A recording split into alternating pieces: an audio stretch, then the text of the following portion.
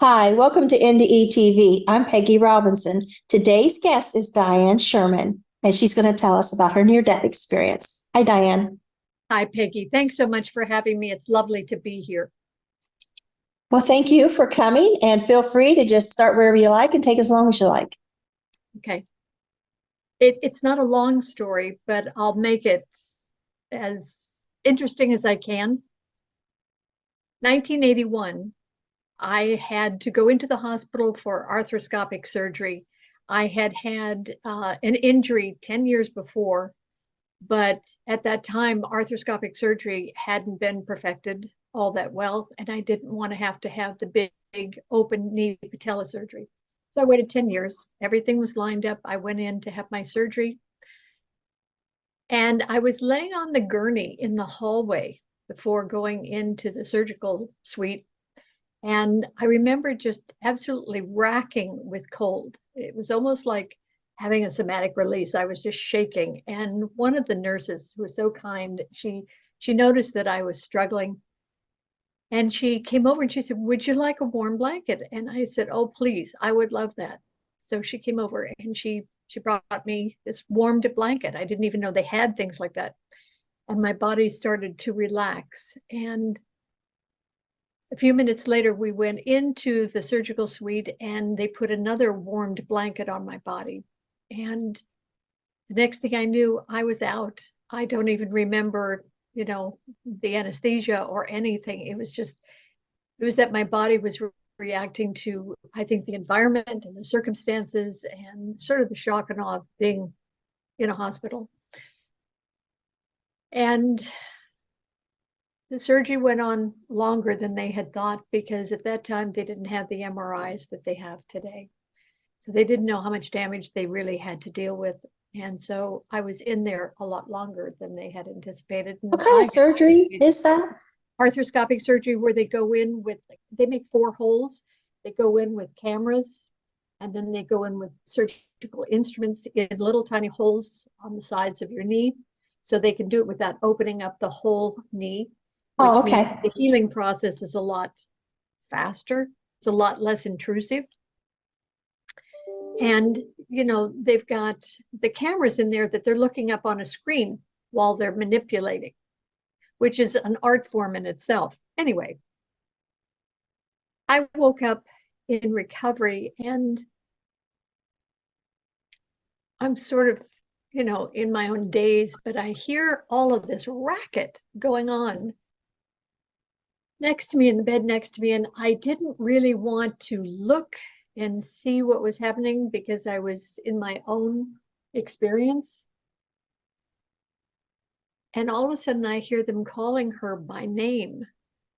"Dianne, wake up. Dianne, wake up." And I'm thinking to myself, what are the odds that her name is the same name as mine, And I kind of drifted back to wherever I was. And next thing I know, they're saying her whole name, which is Dianne Sherman, wake up. Dianne Sherman, wake up.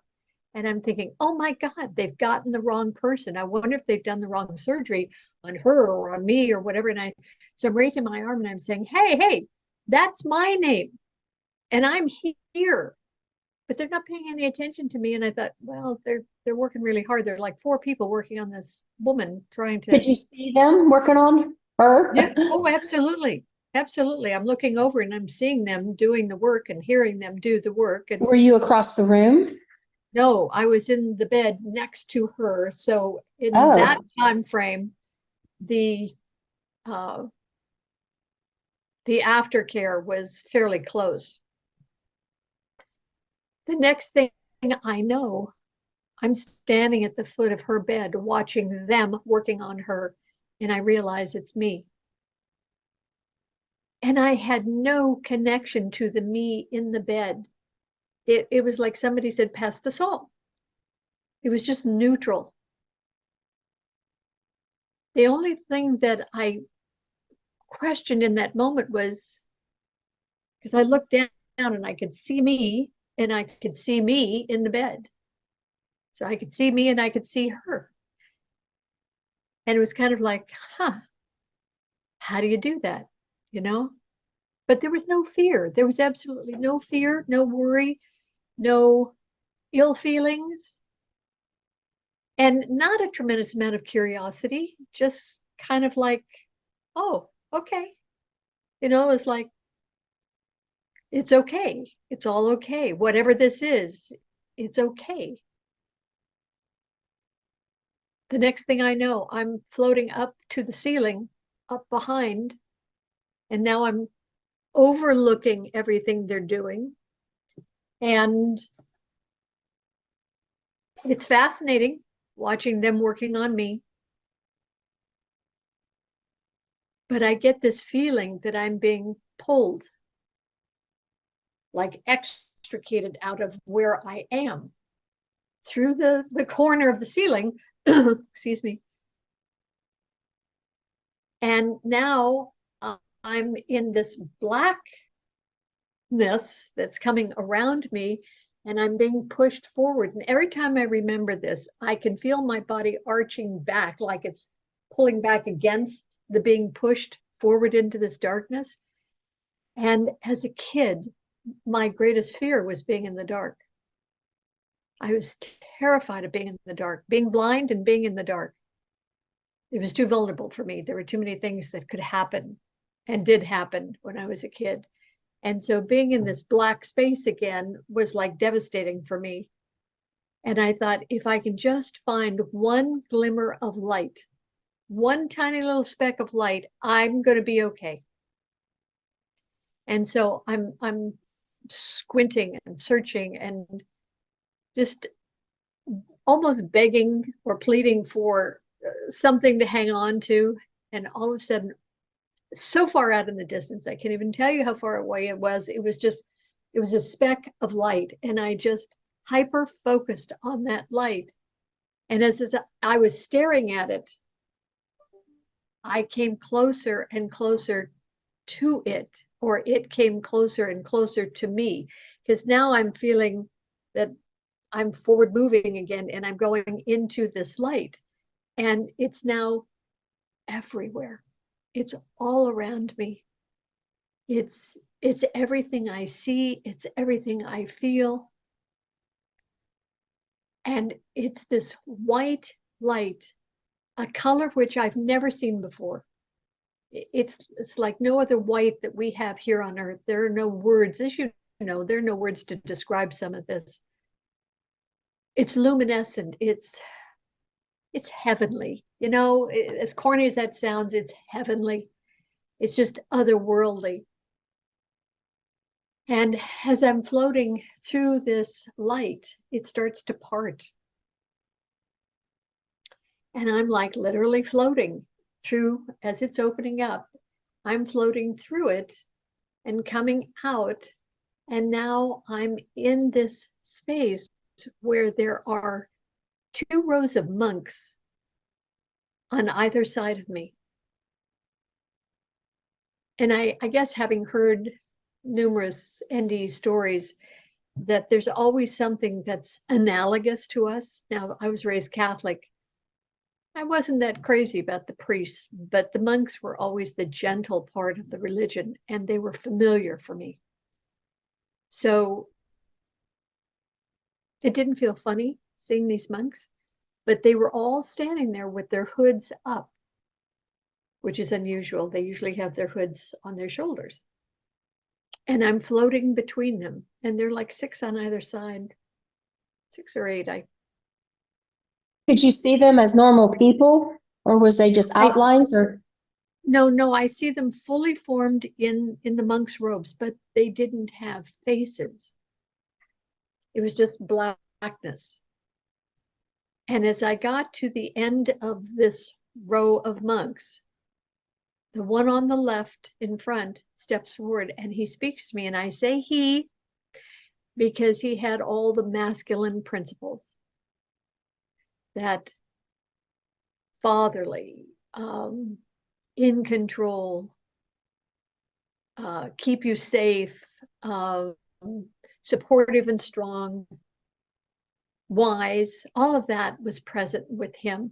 And when I looked into what should be his face, it was like energy moving. It was black, but there was this energy moving in the blackness. And it wasn't creepy, it wasn't scary, it wasn't off-putting. It was like normal. And as he was speaking to me, he wasn't speaking out loud, he was speaking inside of me, and I was responding inside of him. And he looked at me and he said, "You cannot stay. It's not your time." And I said back to him, I said, I finally found home. You cannot send me back. You can't take this away from me. I finally found what I had been looking for, that sense of belonging, that sense of completion, that sense of all rightness, that sense of unconditional love and being cherished. I said, "You cannot send me back." He said, "It's not your time. You must go back. You have a child." Now, my daughter was 6 years old at that time, and I was divorced. My parents were both dead. My sister was not a viable candidate for caring for a child. And as I'm thinking, who would I want her to be with? Who would I envision loving her enough to be there for her the way I want her to be taken care of and loved? I'm back in my body.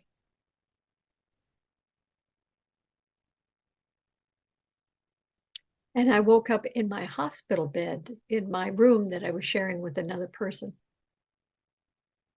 And I had no idea what had happened to me. How did you feel?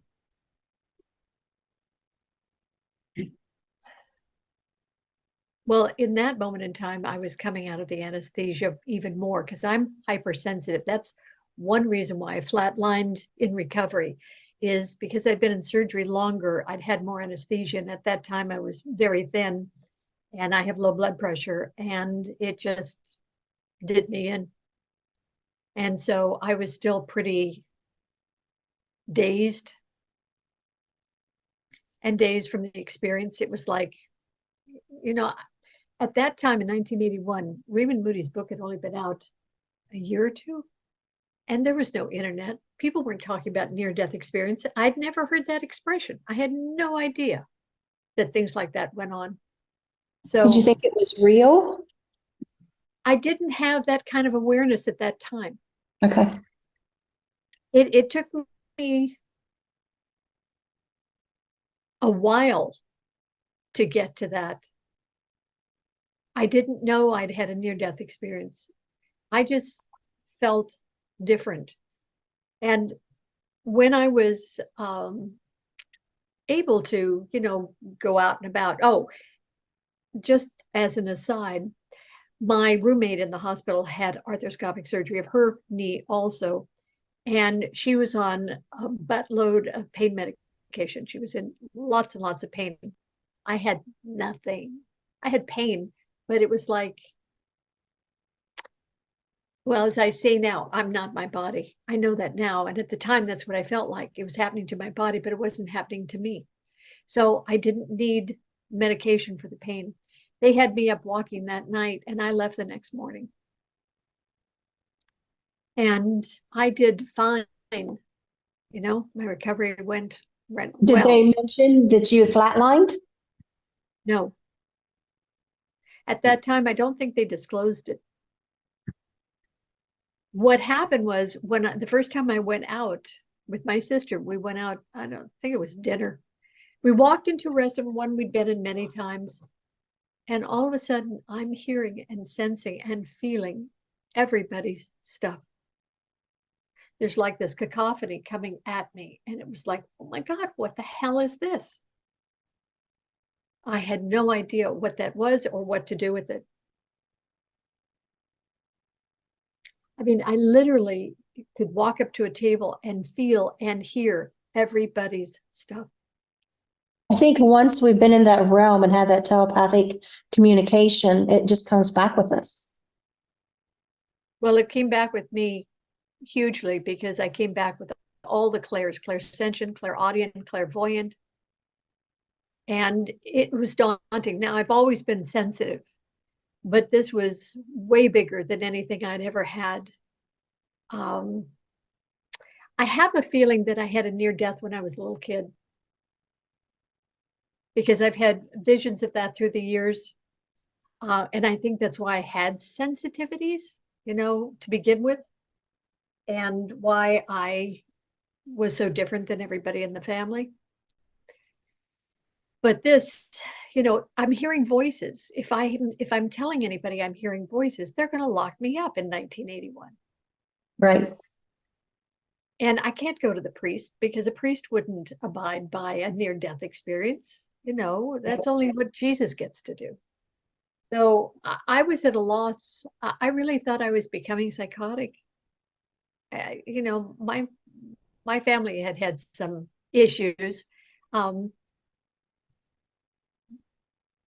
So I didn't know. I didn't know where I was with this. And, I was divorced. I had a little kid. I was at a crossroads in my career. I'd been a model for 17 years, and it was time to do something else. And I just didn't know where I was going and what I was doing. I didn't think my life would be where it was, the way it was. And Where did you live then? pardon me? Where did you live then? I was living in West LA, Westwood, California. Okay. Yeah, I grew up in Beverly Hills, and it was a strange time, in the world and for me. And having both my parents gone by the time I was 32 was a lot. And my sister and I were grappling with each other and the family business and whatnot. And yeah, it was just, I had gone to church about a week before I had my near-death experience. And I had prayed to God saying, please show me, guide me, tell me what to do. I have no clue what to do. I had hit the wall emotionally. I felt like a failure because I was divorced, and I had this beautiful 6-year-old daughter, and I wanted her to have a better life, and because mine was tumultuous, and I didn't want her to have that. But I was recreating a lot of the same for her. And God answered me by giving me the near-death experience. I mean, if I hadn't had that, I don't know where I would be. I really had to die to get a life, to find a whole new way of being and seeing and thinking. What are those visions you have about your NDE when you were little? Well, it's interesting. It started when I went to see a movie, and this little boy was drowning in the movie, and I just started to sob uncontrollably. And I don't normally react like that in a movie theater unless there's something really major going on. Not that his little episode wasn't major, but it triggered something very deep and old in me. And I started remembering the pool and the side of the pool and the no adults watching. There was nobody around as I'm going under the water. And I had a vision from a past life also about being drowned intentionally, like in the 16th century or something, with the big wooden yoke on my shoulders, my hand. So there was a whole lot of stuff about drowning. And it's just, through the years, it's been 41 years? Through the years, I have realized the sensitivity to certain things started before the near-death experience. And I can only attribute it to, there may have been, an STE or an OBE or something as a kid. It wasn't necessarily an NDE. But they're all powerful. It's interesting. Because, I drowned at 5. And I didn't remember that until after my second NDE at 25. And a couple months after that NDE, I went outside one night to be alone with this big Catholic family party my ex-family's having. And I sat out in the wet grass and just looked at the stars and got lost. And I was just kind of praying, like, God, I give up. Nobody's ever going to care about me. I'd lost these twins with that 25-year-old NDE, and nobody could say they're sorry. And the next month I was pregnant again, and miscarried. Nobody could say anything to me. And, I thought, if they can't care about their little nieces and nephews that, just passed away, there's no way they're ever going to care about me. And I just got lost in them stars. And suddenly I remembered my 5-year-old drowning from front to back. It played like I was just inside of this movie theater, this big movie screen. And then when it was over, I was like, it like let go of me. It's like it had grabbed me. I was so into that. And I kind of let go. Did I drown when I was little? So I went and asked my mom, did I drown? Yeah, you did. And, told me the whole thing. And then little bits and pieces of things kept coming back about the drowning and things that happened after the drowning. And this was mid 80s. So, like you, I hadn't heard of it, even, Raymond Moody. And I'd never heard of such things. So, and, in the early 20s, I just couldn't make sense of it. I do now. Pardon me? I said, I'm so sorry. Oh, for being in that position with people who weren't acknowledging your pain. Yeah, they just on my. Supporting you. Pardon me? They didn't support you. No, my biological family didn't like me, and then my husband's family didn't like me, and I wasn't liked in school. I was just felt my whole life as unliked, and my mom had told me as when I got older that she wanted to abort me when I was a baby. And I was thinking this morning, I thought, what? It was hated before I was even born. It's just like that's probably where that feeling and that energy and that vibration that you carry that makes people do that to you is because of your awareness of mom wanting to abort you while you were in vitro. Yeah, I hear people talk like that, but it's like, how does it just continue? I mean, because it's a vibration that gets set up inside of us. And until we acknowledge it, heal it, let it go, it just keeps, and it's in front of us, and the world is a mirror. I acknowledge it. It's just like, it's just a thing. And the connection for you is that you're still believing that there's a truth in it, and there's not. In other words, there's no truth that they shouldn't love and support you. You are lovable. You are worth loving. People hate truth. It like repels people like holy water is my conclusion. Because I was a little kid, I was always telling the truth. A lot of bad things was happening in my family, and then my husband's family, and then jobs I had. I was always speaking up and telling the truth and saying, this ain't right, this ain't fair, because I learned something during my 5-year-old NDE about injustice. Yeah. And I just have had this thing, I can't tolerate injustice. Like, you're going to have to burn me at the stake to shut me up, because, if something ain't right, somebody's being mistreated, somebody's been harmed. I can't watch it on TV or in a movie. I can't watch any of that. No. Anything that victimizes, that's unfair, unjust, it makes me want to jump out of my skin. I'm right there with you. Exact response. Yeah. And I was like you. My grandmother used to say, you're just like morning's milk. You just speak out everything, because the family was all about keeping secrets, because there was a lot of alcoholism and trauma and outrageous behavior, and they had the money to cover it up. And I would just, why is this okay? How do you get to, what's wrong with you people? Right. Yeah. Yeah. And I've went through my whole life that way, and people are just going to have to hate me because I'm not going to change. In fact, I'm getting more of a voice because it used to silence me, and I try to be kind, but there's a time sometimes you just got to stand up for what's right. And, everything's going on today in the world. You just I feel like it's more important now than ever that we stand up and say, this person shouldn't be hurt or this shouldn't be happening. Because it's just so uncaring. And I'm like constantly like, where's the compassion? Did it go out of compassion and empathy? Yeah. It's like, where's it at? All I see is anger and hate and winning and selfishness. And I think, it's all fear-based, it's all fear-based. And I heard you say something, I don't remember when it was. I don't see. I picked up something somewhere about you about when you said something about past lives but when I was a baby in my baby bed, I have this memory of sitting up And I don't know if I was sitting up or like, I thought later, what's my spirit sitting at? Because I was a little baby.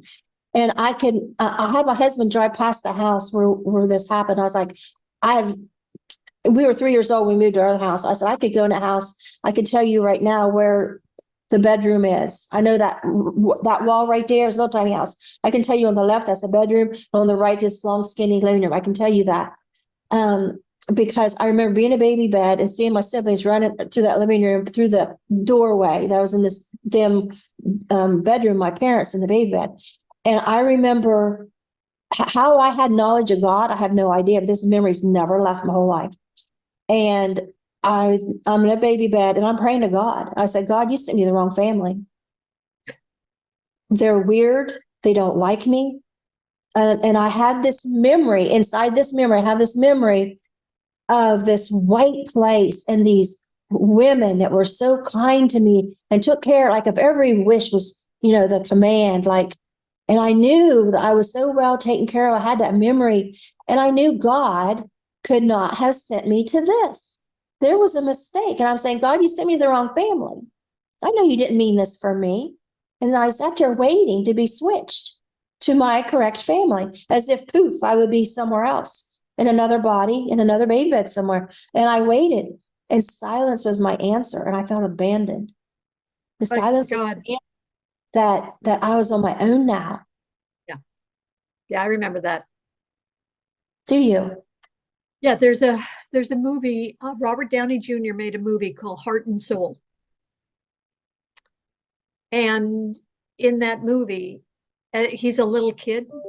His mother is pregnant, very pregnant for him, on the way to the hospital when she and her husband get into a car accident with a bus. This is in San Francisco, and there are I think it's 4 spirits on the bus. Oh, okay, I remember that. 4 people on the bus. Okay. And they die and they become attached to this baby. And they play with the baby and do all these things. And the parents think the baby's crazy because the baby's laughing hysterically in the corner. There's nothing there but the corner. It's because all these spirits were there loving and playing and, supporting. And then one day they left him. They left him. And in that scene when they left him, I went into hysterical crying. I'm a grown-up woman watching this. It broke my heart because I remembered the disconnection. Yeah. I'll tell you a movie that did that to me, and I don't know if you ever heard of it, Summersby, Richard Gere, Jodie Foster. Yes.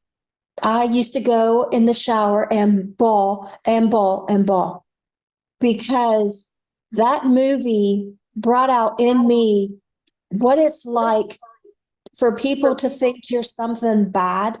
Because I come from a bad family, my husband's ex-husband's family.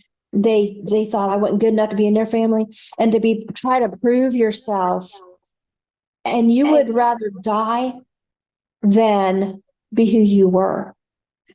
And I wasn't a bad person, but they had me thinking I was. My biological family, and then my husband. Yes, They had me sliding. thinking I was. Yes. That's horrific. May I share with you an experience I've had? Of course. Going back to that movie of Heart and Soul, okay? Years later, I was working at the Pacific Design Center in Los Angeles. I managed a showroom, a design showroom. And one of my friends worked next door, and she was a conscious channel. And she had invited me, and this was before I got into channeling and stuff like that. She had invited me to come hear her channel this particular day up in the Hollywood Hills. And I hear my dogs barking. And I went to the channeling and I met the lady whose home they were having the channeling, and lovely lady. And as I'm standing there talking to her, and I'm having a connection with her, but as I'm standing there talking to her, I feel this spirit come into my body. I'd never had that experience like that. Literally came in through the back of me, as they did in the movie. Do you remember how they would take turns getting into a person's body to help handle whatever the situation was? That's what happened to me. And I hugged this woman because her husband's spirit had come into my body. And he wanted to communicate and love her and let her know that he was safe and that he was still loving her and all of that. Heart and soul, he was either the director, producer, or writer of that movie. That happened to me one time. Otherwise, I wouldn't even understand what you're talking about. My best friend, I was painting the house, and I felt a spirit just come upon me and said, her dad's about to die, to go get her and so she could see him before he died. And I'm like, I'm wet and sweaty. This is stupid. I'm losing my mind. Didn't do it. He dies. And so I'm taking her dress for the funeral, and we're standing in her front yard, and her dad was a preacher. And all of a sudden, as I'm talking to her, I feel him take over me and saying things that wasn't typical for me to say. I said, well, Chris, you remember? So you told me one time his favorite song is this, and you think about that song, and da da da da da. And she's like, you're right, you're right, you're right. And I've told her since then a few times, felt like your dad was talking through me. I take that back. One other time it happened. My mother-in-law died, and I was at Kroger's before she passed. I didn't know she was that sick. And I was with my daughter, and we stopped at Kroger's, try to find her card and flowers. And just all of a sudden, something was like, stop, don't go there yet. It's not time. Don't go there yet. So I waited around until this voice come back and said, okay, go now. Just as I pulled out to go, my son called and said, Mom, Grandma, we're all here at the hospital. This is my ex-husband's mother of 12 children, is a big Catholic family. And my son is there with all this big family and his wife. And so I went over, and something's like, why would I go now? The whole family's there. I was hoping I could catch her alone. And she just died. And something was like, you're going, you're going. I got to the elevator, and I felt her husband, Pappy, who had died a few years before, we call him Pappy. I felt him with me. And then, mind you, I'm already divorced from my ex, and his family never liked me, especially this one guy, Dennis, his brother. And they're all standing lined up against this hallway with their spouses. Dennis was the first one I seen. I walked over to him and I hugged him. And he started crying. And I said, you had such a wonderful Christian mother. You're so fortunate. He's like, I know. Went down the line hugging every one of them. I felt it wasn't me. I felt they don't know it, but it's their dad hugging them. This isn't me. And so that feels weird. I know that feeling. It was amazing to me. And I didn't know his connection to the movie at that time. I found that out about a year later, because that had always been one of my favorite movies. And the fact that he was a part of that movie creation, because the dedication on it was to him on the credits. And I didn't know he had passed away when I came to the channeling and all that stuff. And then to feel him and to feel his love for her. And she and I both cried. Those are the moments I live for. I don't know about you, but I live for those kinds of magical moments, because having been on the other side, I'm open to having them, and I'm able to have them. And they're worth being here for. I didn't understand them. They scared me. I didn't talk about them because I grew up with a grandmother saying that kind of stuff's witchcraft. I didn't grow up in California. I grew up near Southeast Ohio. We are liberal, yes. She's Christian. She always took me to church and everything. And so that stuff was like, that would have been Satan. That would have been awful. Like fortune telling and palm reading, she was just really adamant about that stuff. And, my husband's ex and his family, he didn't like me anyway. If I would have come out and told some of this stuff. I mean, mum's the word. Too scary. Yeah. And I love all of that. I mean, I love astrology. I love all the different forms, tarot. I love it all. I think it's wonderful to play. It's like when we were kids playing in the magic. We knew we had magical powers. One thing I'm afraid of, though, is people have seances and stuff. I'm afraid evil spirits will come because, I'm an empath and I can be in a room with people and I feel like I can pick up. I don't mean to, but I'm talking about live people, pick up their personalities, and especially if they're sick and I've been taking care of them, I'm really engrossed in them. Or like a foster child, they're having this major issue. I get so engrossed. It's like I lose myself and it's just them. And so I'm afraid that these, like somebody is really mean and hateful, like they make you mad, they come into your life and whatever. It's just like, it takes over. Oh, it's honey, hard. I've had more attachments than I want to even acknowledge in my life of evil spirits coming through. Oh yeah, I've had that. Luckily, I have a wonderful man who's my go-to for helping me clean myself up, and I now know how to do it on a certain level for other people. But How do you do it? How do you cleanse yourself from that evil? well, let me give you. Can I give you a phone? No, I don't have this on. Right? What'd you say? You Can going you for, not have this on the recording? when you move back a little bit, I had trouble hearing you. Will you not have this on the recording? Oh, if you want something not in recording, can you wait till after or something? Because I don't have space in the middle. No, I understand. I'm just Oh, saying I want to give you a phone number, but I don't want it on the recording. okay. So Okay. we'll, Email it to me later. oh yes, yes, I will do that. This is a lovely gentleman who knows how to clean and clear and all of that. I don't want to do that, for people if I don't have to. I do for clients when it happens, in the moment, and I get permission to do it. But there are codes and frequencies you can use to help that. I can send you that information.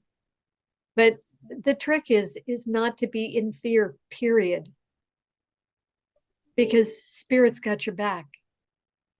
Christian music is my thing. It'll just snap me right out of anything bad and puts me right in that white light and beautiful place. Good.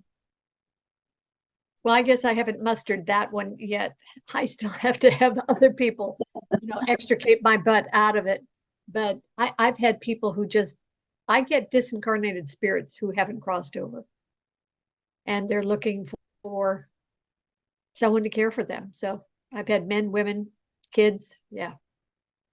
It amazes me. I did a talk for Texas a hospital online a few weeks ago, and they asked me a question, and I'm like, "What I learned most about my podcast, and what amazes me most is you have your experience, I have mine, everybody has theirs, but it's what we make of it too, that is completely separate from the experience. Yes. What books we read, what groups we went to, the time, the year that it happened, our age, all our influences in our life.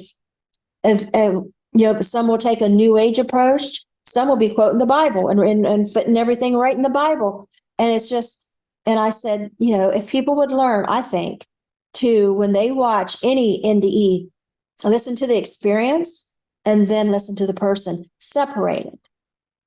Just like we're on separate boxes right now. If you take it, the experience, and then listen to what the person says. Say you lived in California and I'm Southeast Ohio, and I had this upbringing, I had these experiences, and we make of them what we will.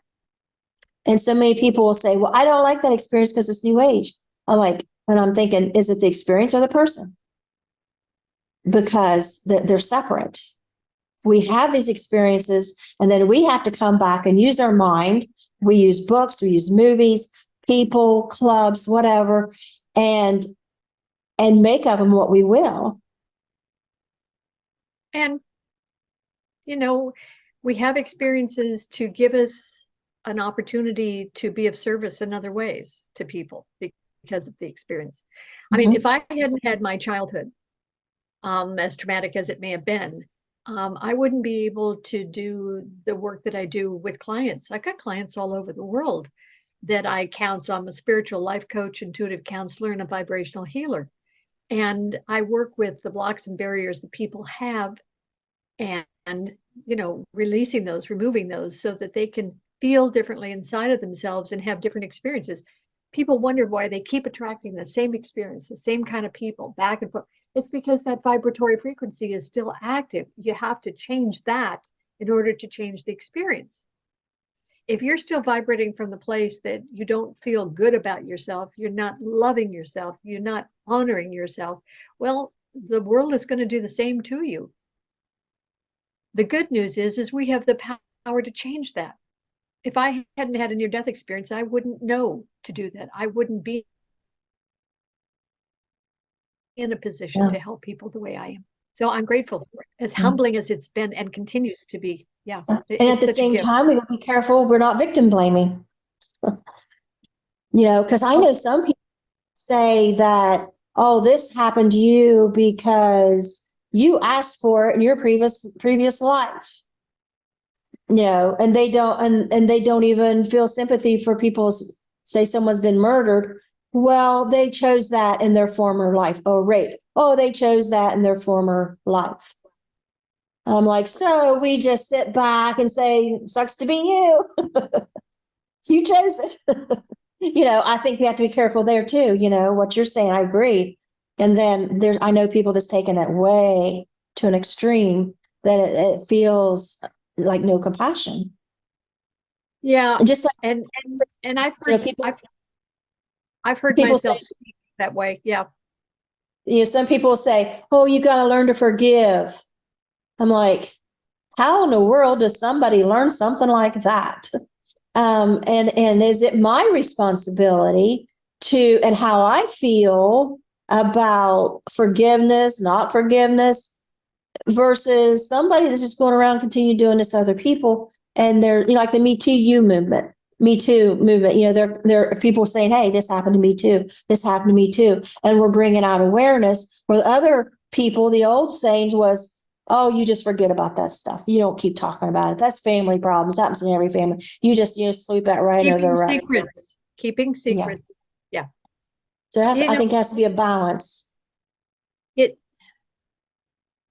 Everybody's got their own process of how they handle the pain and suffering that they carry. The only thing that I know for me is that when I stand in anger and resentment of somebody for something, it keeps me blocked from my own loving heart. And that's a really painful, uncomfortable place to be in. So it behooves me to work through that.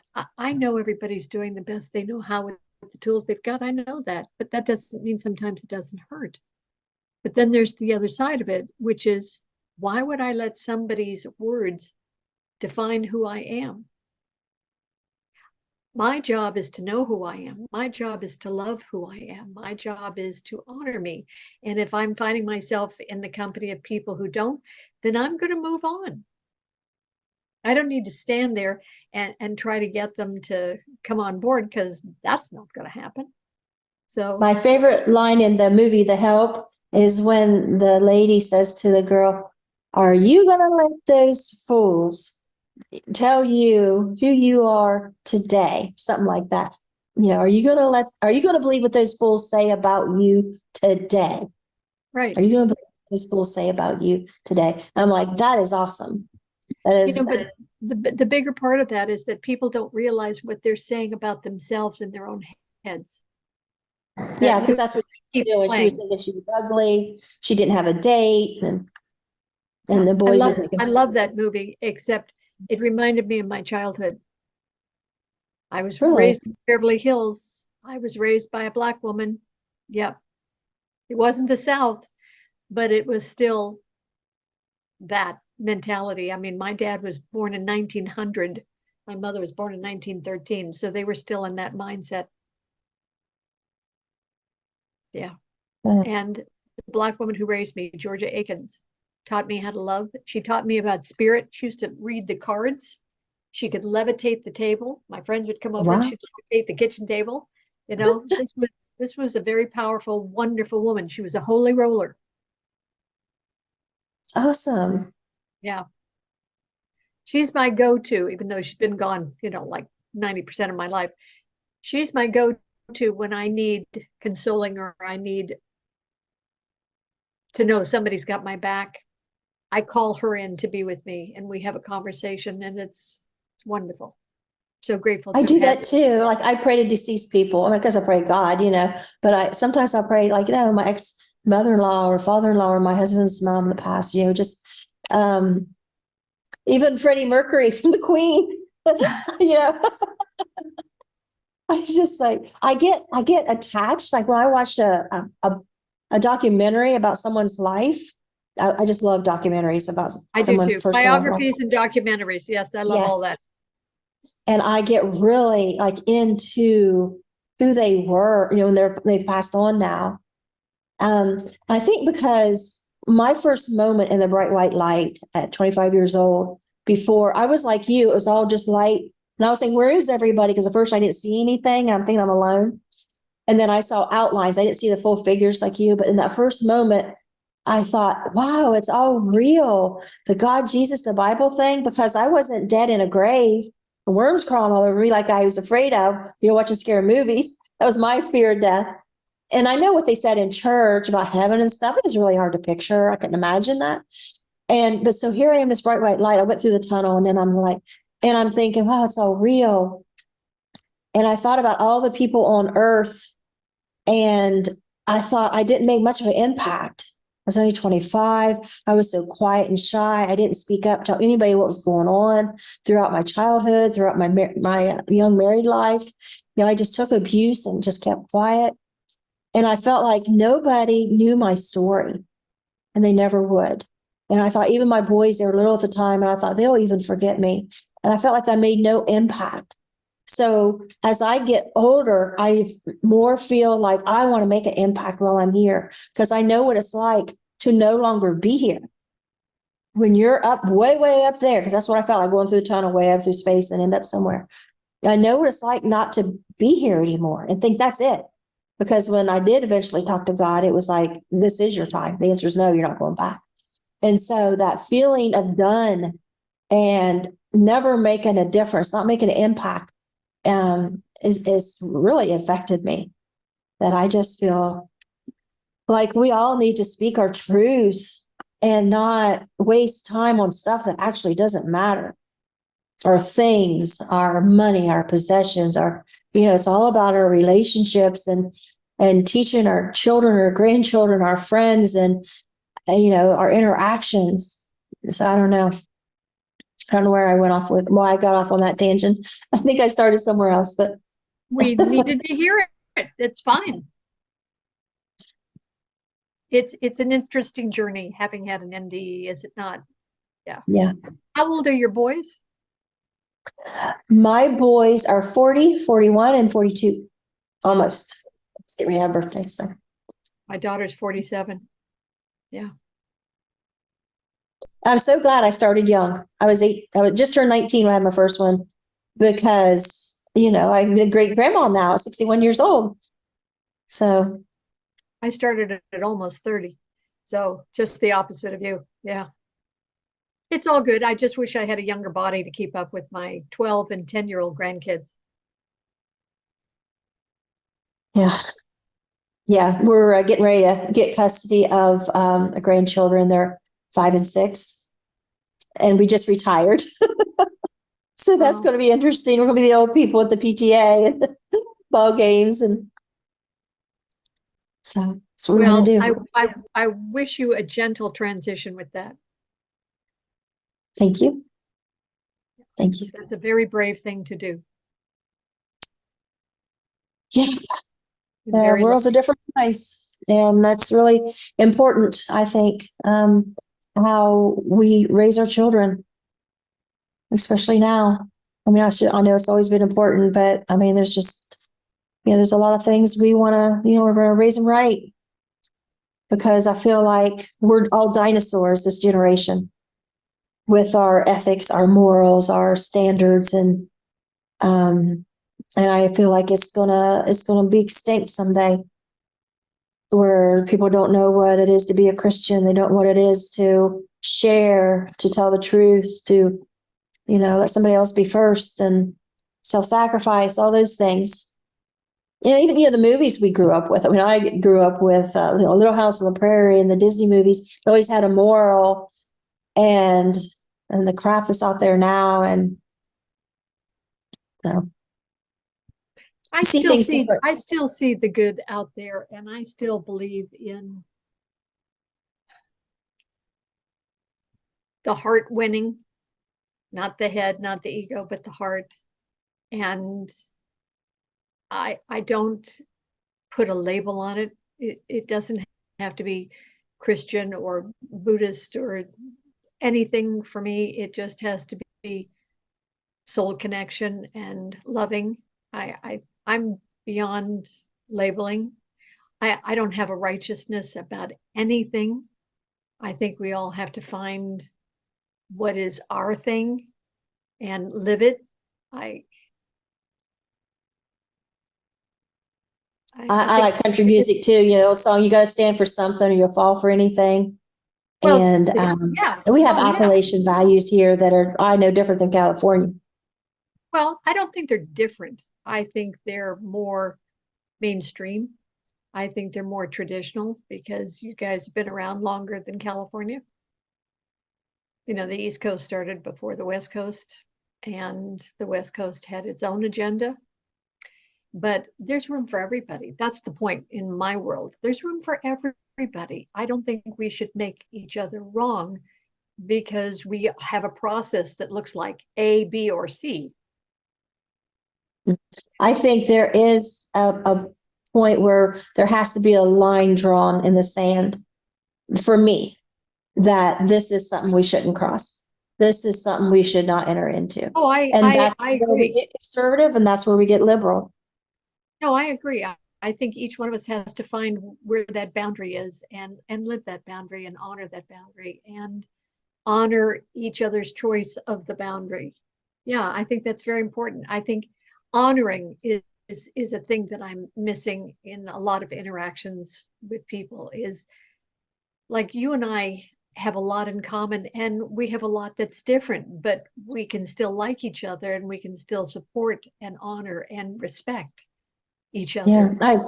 I made a post on Facebook a couple weeks ago about something about, you know, I was raised to respect my elders. It was a Me too. given.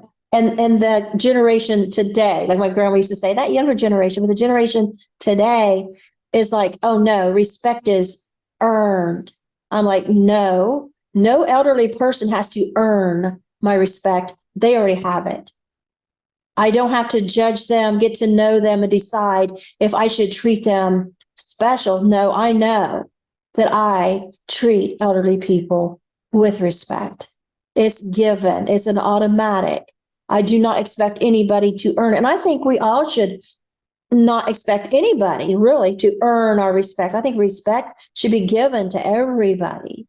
You know, to disrespect people for any reason, you know, change difference of opinion or difference of religion or whatever is just above. We can all have differences, but we should all respect each other. It's just my feeling. I I don't agree. think I earn. think respect is a bottom line. I know with my grandchildren, they kind of don't get the process yet. Um, and it's sort of a fine line of walking with them that I have to be respectful of them in order for them to be respectful of me. I get that. I get their need for that kind of, balance. Um, in my generation, it was like you, even though I'm an older generation, that it was just a given. But I think back on some of the older people who should never have been respected in my world because they were not appropriate people. They pushed the boundaries and they did things they shouldn't have done and they didn't behave in a respectful way.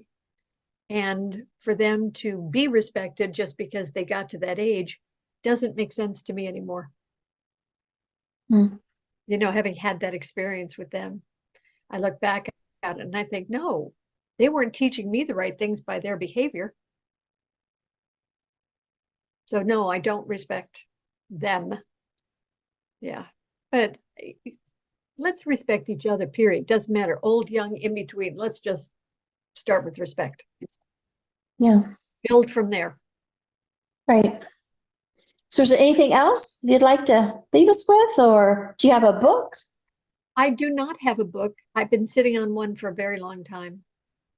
I would love to have the impetus to really get it out of me, but I grapple with the fact that there's so much family stuff in it that I figure if I write the book, that stuff's going to come up, and I don't know that I want to go through all of that. So I I may never. changed names in mine. Well, they're all dead, so it doesn't matter. It's just, I don't know. It's whether I want to go through the process of reliving stuff or not. Yeah. Maybe I'll find somebody who wants to ghostwrite with me, and that'll take some of the pressure off. Today's the 5-year birthday of my book that was published. Oh, how wonderful. And I never intended to publish. I just one day it just come to me that I needed to tell this. And I thought when I'm done, I'm going to put it away in a drawer and hide it and tell my kids that it's there. And I want all my grandkids to have a copy once I'm dead. That was my intention. And I went to an IANS group after it was done. I just printed it out and put it in a 3-ring binder. And I made this funny little flower picture and stuck it in the front. And I took it to IANS IANS group in Columbus, Ohio, where I went. I was actually their librarian. And Nancy Clark was in charge of that group.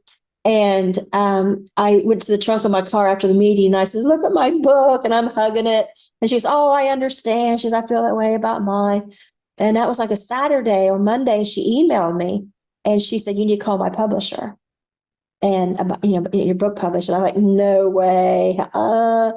I'm not a writer. Even though I graduated high university, I've always struggled with grammar and spelling and all that. And I'm not an author. I don't know anything about writing a book, even though I just wrote one. And she says, call him. And I called him. He's a former monk. And the first thing I said to him was, I'm not sure if it's worthy. He said, it's worthy because you're worthy. Those words Exactly. touched me so deep that I sent it to him. He had my trust. And yeah, it was an experience because it's like you, I told the family stuff. I had the abuse, the sexual abuse, the neglect, the rape, the starving, the heartache. I mean, all of it. And then married into it and had more to come. And then I worked at Children's Services and I was fighting corruption and I just kept going and going. And something the whole time I felt like there was a spirit standing on the other side of my laptop. And it was like, just tell me, just tell that one spirit. And as I wrote, I thought, who was going to want to read this? And something would say, if there's one person on this planet that it helps.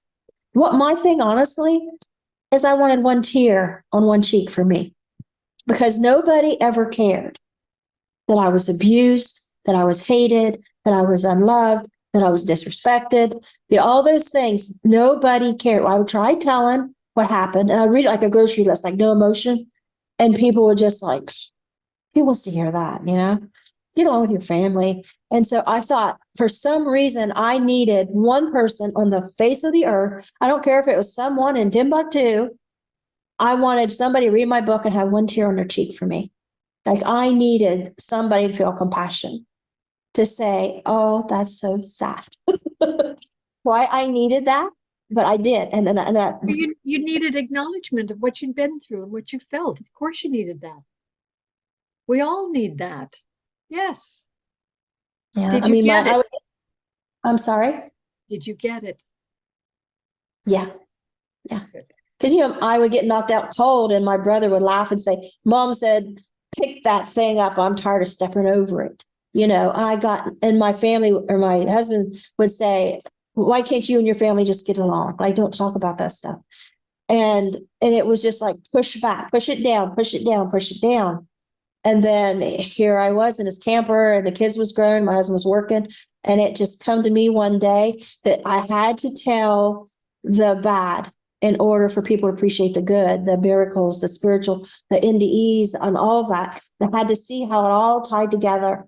And I wasn't even sure how I tied together. I just started my first memory in the baby bed and just went chronological.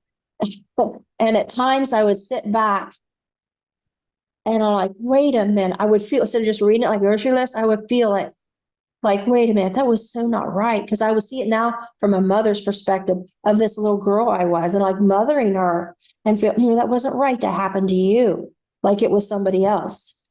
So that writing your book is healing. So I pray that you get to a point and a place and in your heart that you can, and it may not be for everybody, but for anybody that wants to write their story. Because in my world, I think everybody on the face of the planet should write their book and leave it. Everybody's got a story to tell. Yeah, I agree. Mm-hmm. Well, thank you for the encouragement. Maybe that's what I needed to hear. Because once you're gone, you're gone. And this is so cool that you have something left down here. I could be dead 50 years and somebody could come across my book and get it in a flea market or wherever and hear my story. On Amazon, baby, on Amazon. Yeah. So I appreciate you coming. I And appreciate being here and having this opportunity to be with you. You're lovely, Peggy. Thank you. thank you. And so send me that bio and I'll see what I I will. can use to make your description, and I'll have this out later today. Wonderful. I'll send you a copy as soon as it's published. Blessings. Thanks, Peggy. Bye-bye.